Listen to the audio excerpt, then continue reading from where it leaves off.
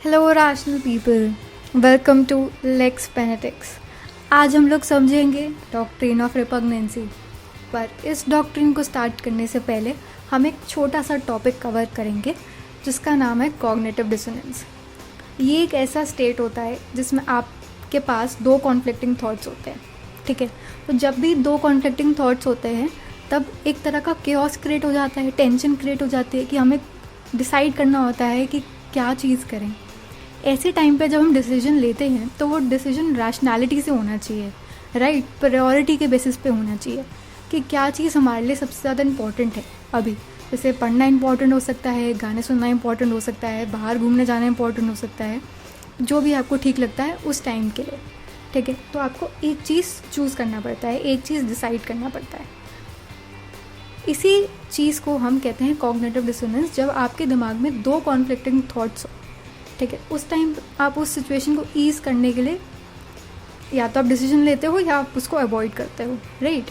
But एक country के level पे आप डिसीजन अवॉइड नहीं कर सकते हो, राइट। तो जब भी कॉन्फ्लिक्ट होता है दो प्रोविजंस के बीच में, चाहे वो सेंट्रल लॉ हो चाहे वो स्टेट लॉ हो, इस सिचुएशन को ओवरकम करने के लिए हमने रैशनैलिटी के हिसाब से ये कहा गया है हमारे लिए कि सेंट्रल लॉ जो है वो प्रिवेल करेगा इन सिचुएशन ऑफ कॉन्फ्लिक्ट्स, राइट।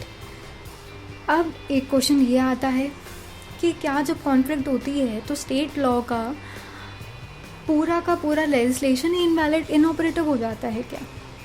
नहीं, ऐसा नहीं होता है।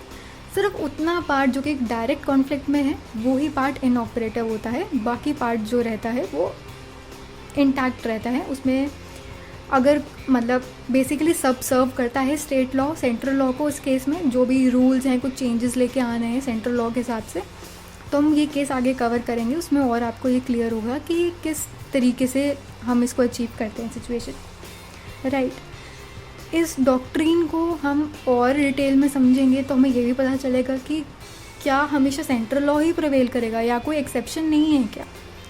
तो एक्सेप्शन है। एक्सेप्शन ये है कि अगर स्टेट जो है एसेंट ले ले किसी तरीके से पहले प्रेसिडेंट से, तो स्टेट लॉ अप्लाई करेगा एंड सेंट्रल लॉ नहीं अप्लाई करेगा उस केस में। लेकिन सब्सिक्वेंटली अगर सेंटर कोई प्रोविज़न बना देता है सेम सब्जेक्ट मैटर के ऊपर तो सेंट्रल लॉ ही प्रिवेल करेगा। अब इनको हम समझने के लिए, इस पूरी डॉक्ट्रिन को समझने के लिए, ठीक है, जो कि इनकन्सिस्टेंसी के ऊपर बेस्ड है दो प्रोविजंस के अंदर, जो एक स्टेट लॉ है सेंट्रल लॉ है, हम इसको एक केसेस के थ्रू समझने की कोशिश करते हैं। तो पहला केस जो हम इसमें कवर करते हैं वो है एम करुणानिधि का केस। ठीक है, ये केस जो है ये 1979 का है और इसमें होता ये है कि एम करुणानिधि जो हैं वो सीएम है तमिलनाडु के, एंड इनके अगेंस्ट करप्शन के चार्जेस लग जाते हैं। ठीक है, तो करप्शन एक्ट के अंदर चार्जेस लगते हैं। बट यहाँ पे अपैलेंट जो है वो बेसिकली ये कहते हैं कि क्योंकि स्टेट लॉ, ठीक है, एंड उस लेजिस्लेशन का नाम ये था the Tamil Nadu public main criminal misconduct act 1973, ये स्टेट लॉ है जिसको प्रेसिडेंट का असेंट भी मिल चुका है। ठीक है, ये लॉ अप्लाई करेगा एंड सेंट्रल लॉ अप्लाई नहीं करेगा। यहाँ पर कोर्ट ने, सुप्रीम कोर्ट ने, पहले ये केस जो था स्पेशल जज के पास गया। स्पेशल जज ने कहा कि हम आपको डिस्चार्ज नहीं कर सकते हैं इवेंट। उसके बाद फिर ये केस हाई कोर्ट में गया, हाई कोर्ट में भी रिजेक्ट हो गया उनका।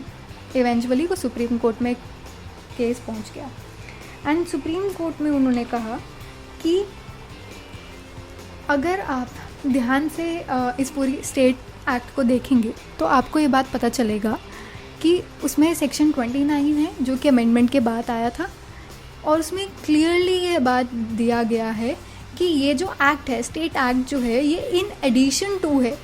ठीक है, इन एडिशन टू है, एंड कोई अगर सेंट्रल लॉ है भी तो वो सप्लीमेंट करेगा स्टेट लॉज एक्ट को। ठीक है, इन एडिशन टू है, राइट।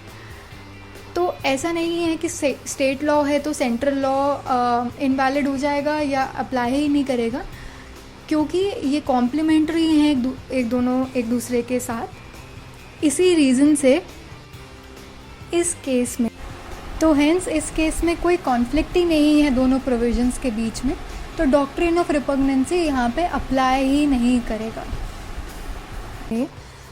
एक और एडिशनल पॉइंट बोला गया कोर्ट ने कि आपको रिपग्नेंसी चेक करने के लिए लेजिस्लेटर का इंटेंशन भी देखना चाहिए कि वो क्या इंडिकेट कर रहे हैं, राइट। यहाँ पे भी उन्होंने ये कहा कि ये जो स्टेट एक्ट है ये कॉम्प्लीमेंट करेगा सेंट्रल एक्ट को। तो लेजिस्लेशन का इंटेंशन जो है वो देखना बहुत इम्पॉर्टेंट है रिपग्नेंसी को चेक करने के लिए, कॉन्फ्लिक्ट है या नहीं, right.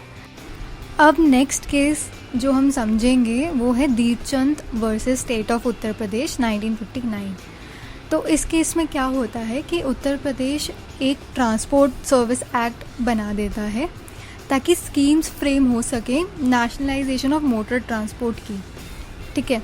Nationalisation of motor transport जो होता है उसका मतलब ये होता है जब गवर्नमेंट ट्रांसपोर्ट बिजनेस एक्वायर कर ले, मेजर स्टेक्स ट्रांसपोर्ट बिजनेस में एक्वायर कर ले to the exclusion of the private operators, right.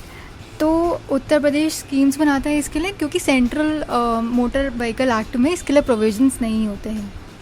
पर सब्सिक्वेंटली पार्लियामेंट जो होता है वो इसको सेंट्रल एक्ट को अमेंड कर देता है एंड उसमें एक न्यू चैप्टर इंक्लूड कर देते हैं, राइट। अब इसके वजह से होता है कि इन दोनों प्रोविजंस में कॉन्फ्लिक्ट आ जाती है, पर इवेंचुअली कोर्ट यही हेल्ड करते हैं कि जो पोर्शन स्टेट एक्ट में रिपग्नेंट है, जहाँ पे इनकन्सिस्टेंसी है, जो कॉन्ट्रडिक्ट कर रहा है, सिर्फ उतना एक्सटेंट का पोर्शन जो है वो वॉइड होगा, बाकी प्रोविज़न जो है वो इंटैक्ट रहेगा।